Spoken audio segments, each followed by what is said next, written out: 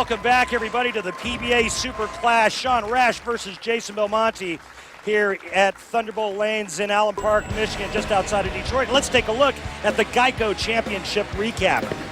Game 1, Jason Belmonte. Well, he had the good mojo working. He rolls the 4-pin. He shoots 258. Sean Rash gets up in the 10th frame, has a chance to tie.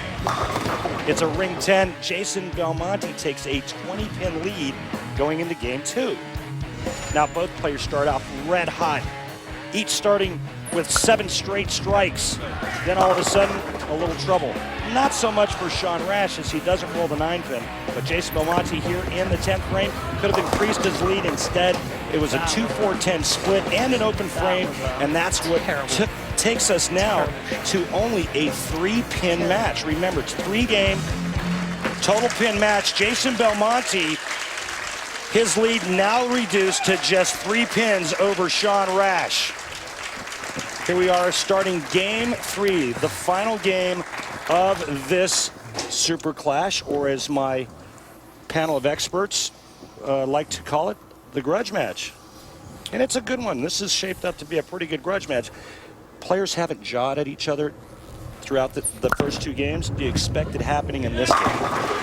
I would think so. I think if one guy gets it going and he feels like he's in control, you may start to see some of that, and that would probably make for grudge match 2 next year. I mean, as much as you guys alluded to how much it would mean to Sean Rash, do you see this guy really giving it to Jason Belmonte if he gets up in the 10th frame needing a strike to win and gets it? I think what we'll see more is somebody will raise the intensity of the match. They'll pump it up, they'll run it out. It won't be direct jawing, but it'll be loud.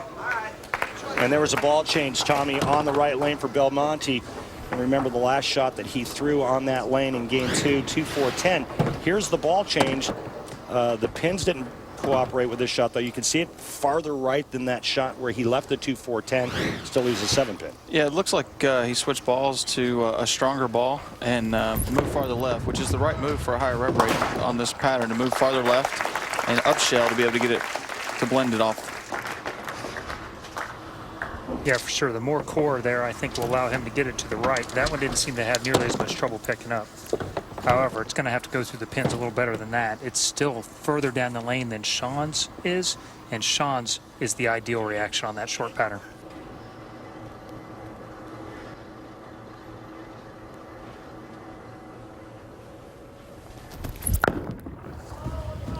All right, good shot there. Hey, let's send it down to Kimberly Pressler for a Columbia 300 fun fact. Thanks, Randy. The distance between the 2 cities where Sean Rash and Jason Belmonte were raised, Anchorage, Alaska, and Orange, New South Wales, Australia, is 7,361 miles or 11,846 kilometers. Yeah, but isn't like Belmonte kind of the same distance from all of us that live here in the United States? I think you talked about them drawing at each other. I think Sean knows he has to keep his emotions in check, and neither player's felt like they've really been ahead. You know, Belmonte had a couple of shots in the first game. He was up 20 pretty quick, but then after that, Sean threw a 6-bagger to get back in the match. Guys, you both of these players on a regular basis. Jason, you're now watching ball motion for a living. How much the lanes transition when you're following a guy like Jason Belmonte? Oh my gosh, he can tear up a lane condition pretty quick with his rotation and rev rate. 1 game, 2 games, 3 games? It's in 1 game. In match play last week at the Tournament of Champions, if you had a ball on Belmonte's pair, the second pair, and he got 15 minutes practice on in 1 game, it was just a blind 10 or 12 board move left. Chris Barnes, what do you see early on in this 3rd and final game? Well, that was a huge right there because he did move left off of the misses at the end of the 2nd game, and that one didn't quite make it all the way back. If that one made it back through, Jason was on borrowed time. Missed it. I missed it. Got it right. I need to get it back in front of me to store some energy so it goes through it. I know there's something to throw it at, and I don't need to do that. I still think this match is going to come down to the 10th frame, and both players are finishing on the lane that they chose. If he doesn't strike on this ball, in my opinion, on this right lane here in the 3rd frame, I don't think it's coming down to the 10th frame.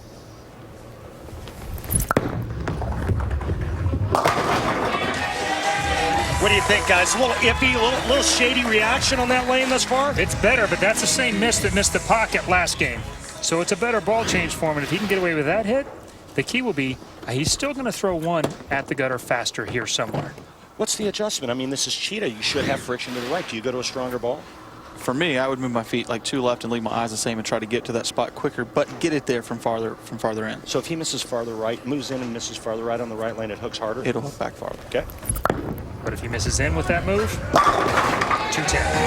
That's why I thought, what if he goes to a stronger ball? Does that not blend it out? In a long qualifying situation, absolutely. Here where you got 3 more shots in that lane, there's a limited upside with a lot of risk. I wouldn't do it. That's a great point. Sean Rash, would you say he's in control even though he's trailing in this game right now? I don't think Sean's in control. Belmo looked like he actually has made 2 shots in the right lane that have done somewhat of what they want to do, and Sean's 2 bar. That's the one that you can't do on that finally lane. cut one short. Ah. How many times have we seen this? Sean Rash was keeping it close, and then the opening, or the potential opening after this devastating shot right here where the ball cuts through the face, leaving the 3-4-6-7. His opponent's gone spare 3-bagger. This couldn't happen at a worse time, in my opinion. It's a big spare right here, and he went to the weaker ball he threw on the fill. That he knew somewhat what it did, but he's going to need the rest of them to stay in this match. Jason? I think my horse just lost a horseshoe.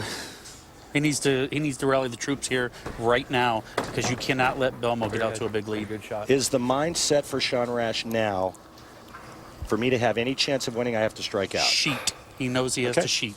Chris, you agree with that? Yeah, I don't think that's far off at all. I think he has to make a move here, too. He's going to have to completely commit to whatever moves he makes in his next 2 shots. Oh, my. Forget about what Sean Rash is thinking. That's What would Japan you be all thinking over in again. this situation, Chris? I didn't know I was You in have to Japan. regroup. You have to forget about it, as hard as that is to do, because the momentum has completely left you at this point. You've had a couple of bad breaks. You paid the price for your shot. You have to regroup and know that you have to go off the sheet. Get yourself in a spot where you're like the Shocks. The Wichita State Shockers. You got to play a little angry from here on out and get real aggressive. And how much does this weigh on Sean mentally with all that's on the line, with bragging rights on the line? Forget about the money. How much does that weigh on him, and how much more pressure is then added? Well, Sean's, he's going to have to worry about whether or not Belmo can strike on this right lane. But Sean right now is thinking, I just let this guy get another win against me, and now it's going to be even harder for me to beat him somewhere down the road when it matters. And just think that it could possibly come down to 1 shot in 3 games. That's big split in the 4th frame for Sean Rash. Oh, my. You talk about the difference between what these 2 players have had right now. Sean gets a little white shaker and leaves the 4-pin for the 2nd time. This one does not get to the right. I thought for sure he would throw it right there fast. He didn't. This ball did pick up enough though to save him. And the helicopter bird dog. Atomic messenger from when I was about 26 years old. Yeah, I can honestly say I've never thrown a messenger like that. It was hard to with wooden bowling balls, Randy. Oh, but he got it. Hello. I saw that coming actually. What is because that, Lave? He got it in the What last is 2 shots, that? and they almost 4-pinned. And I got to imagine with Sean catching up to him and the moves on that lane now, he's going to start seeing his ball do that. So isn't the adjustment for Belmonte simple? Just move left? He's got to move left. Surprised he didn't make that as lucky as he's been today. What is that, Lave? This actually shows you some of his bowling IQ, though, because the way to say to make is to shoot the 4-pin there. And he actually went for the 2 for the count to try to stay ahead in the match. Will this split cost Sean Rash the match? We're halfway through game 3, the final game of the PBA Super Clash. And welcome back to the 2014 PBA Super Clash. Sean Rash, Jason Belmonte, the grudge match. The reigning player of the year and the former player of the year right there, Sean Rash, now trails by 25 pins through 5.5 frames. Remember, it's a 3-game total pin match. He really fired that one to the right. Stayed aggressive and fired that one to the We right. used to call that the Free Willy. Just kind of free willy it to the right. If he strikes here, this is a whole new ball game right here. This is a good start, too, guys, don't you think? Was that intentional, Barnes? Was Absolutely. that intentional, feeding it that far When to the you right? use that much surface, the whole thing is you have right. All You right, cannot miss left. What does he do now? Do it again. Remember the last time on this lane, almost left a ripper 410 pocket hit. What does he do? I think he's going to move one left and just knock the holes out of it. I think he's really going to catch it, make sure it hooks. And I think you might hear him tell Belmo about it if he gets it.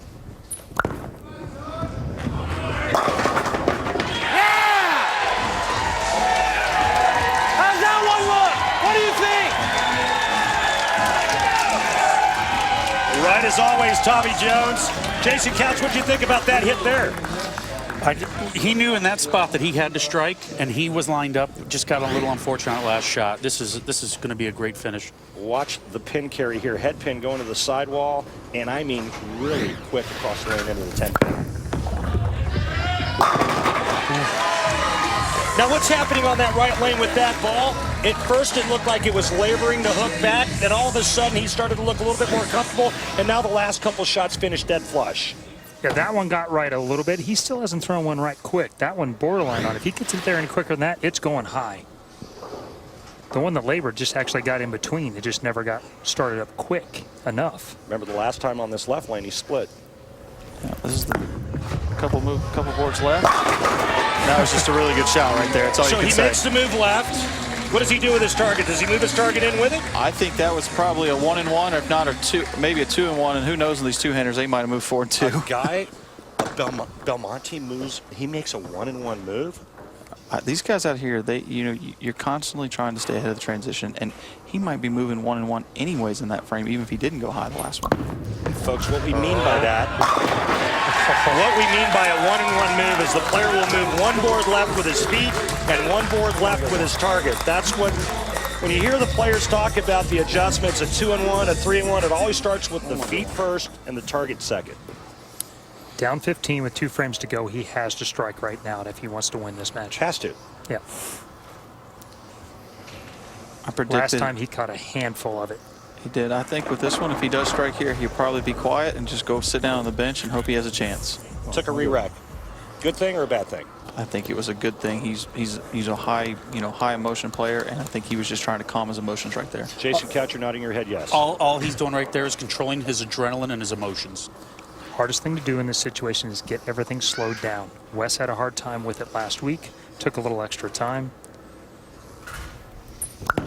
That's left. Yeah! Now what?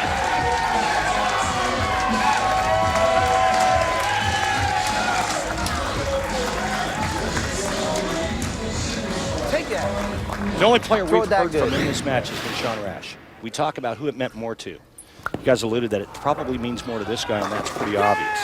Jason Belmonte, however, can get up 9th and 10th frame and seal the deal. It's a 5-pin match. That's a good shot. Probably his best shot on the right lane. And now it's a 15-pin match. Running. Remember the lead that he had going in. He had a 3-pin lead. Boy, did he send that one. That was a good one. That's a move left off the last shot and then went ahead and got it to that spot.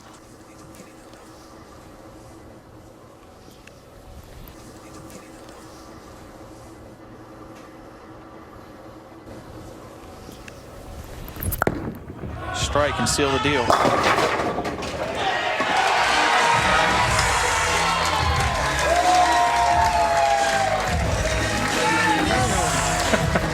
That's the way things have been going for Jason Belmonte. Not only is he bowling great, but he's catching every off hit. And I remember those days. Those were some pretty good days. You know, I talked about his carry percentage. I mean, you know, I never threw pins around like this. My rev rate's about half of what Jason Belmonte's is. And again, I think it's a lethal combination when you have that much speed, that much power hitting the pins. Pocket just becomes huge. 6 spare here is all he needs to shut him out. That's plenty. He needs the spare to shut out the game, but that shuts out totals. Yep. And for these two bowlers, it was all about totals. It was all about who could win 3 games. Absolutely. Total Spare to pins win the max. game. That would be 2 games to 1. but most importantly, the match is over.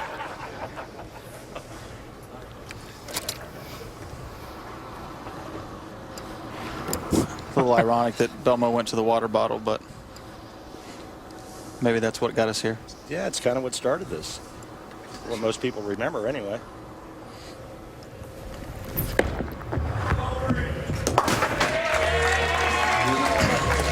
Great job, Rash. Great job. Thanks for your help.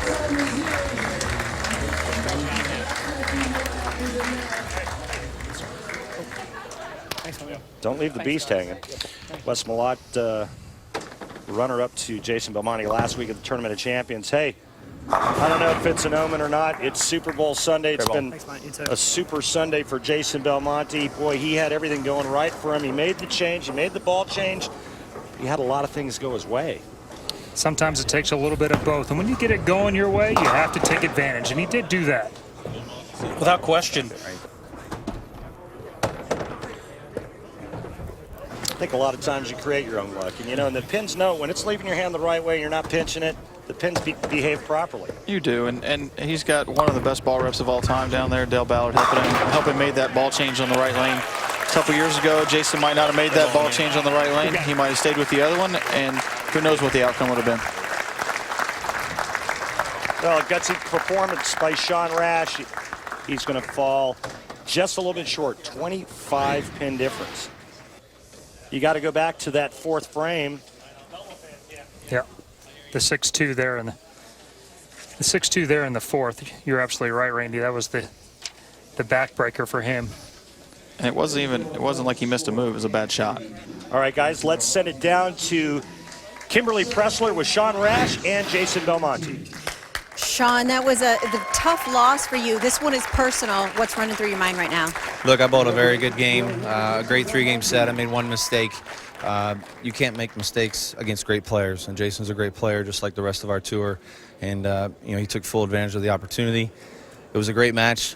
We're going to be doing this for many years, and I'm hopeful that, and I'm thinking he's the same way, that we're 50-50 when it's over. Are you looking forward to a rematch? Absolutely. Jason and I bowled each other plenty of times around the world. Like I said, we're going to do it we're both 30, 31 years old. We're going to be around for a while. And, you know, I just want to thank the PBA, all of our sponsors, and the legends, Walter and Pete, for, you know, giving us something to strive for. Thank you. Thanks. Jason, you come away with this victorious. How does this feel for you? Well, yeah, it feels good, obviously, always to win. And, you know, it was highly entertaining. I mean, I felt it out there. I know he felt it out there. Our friends and fans all felt it out there. And, you know, bowling is just like any other sport out there. We do have rivalries. Some are more heated than others. And obviously, Sean and I, we're going to be at each other for till we all quit. So. Do you think this gives you a leg up for the next time you and Sean bowl together? I don't think so, because, you know, bowling is one of those games that it doesn't matter what you've done in the past. It matters what happens on that day. I've had a really good record against him, but at the same time, tomorrow, he can knock him over and I don't. So it's a funny game, this game. You just take the wins when you get them and you try and add to them. Congratulations on your win today. Well, guys, a lot of this is riding that wave of momentum. Right now, Jason Belmonte's got it going on. His victory last week of the Tournament of Champions, and now this. Put your final thoughts on this, guys. Give us your opinions on what you saw, and do you think it turned out the way you thought it would? Well, obviously, I picked Sean to win. It didn't go the way I thought it would, but I could, you know, you can't knock either one of them. Jason's bowling arguably the best. He just won the Tournament of Champions last week. And he's making really good decisions, and then if you give him a chance, he's just stepping on your throat and just putting you away. Why did it go Jason Belmonte's way tonight?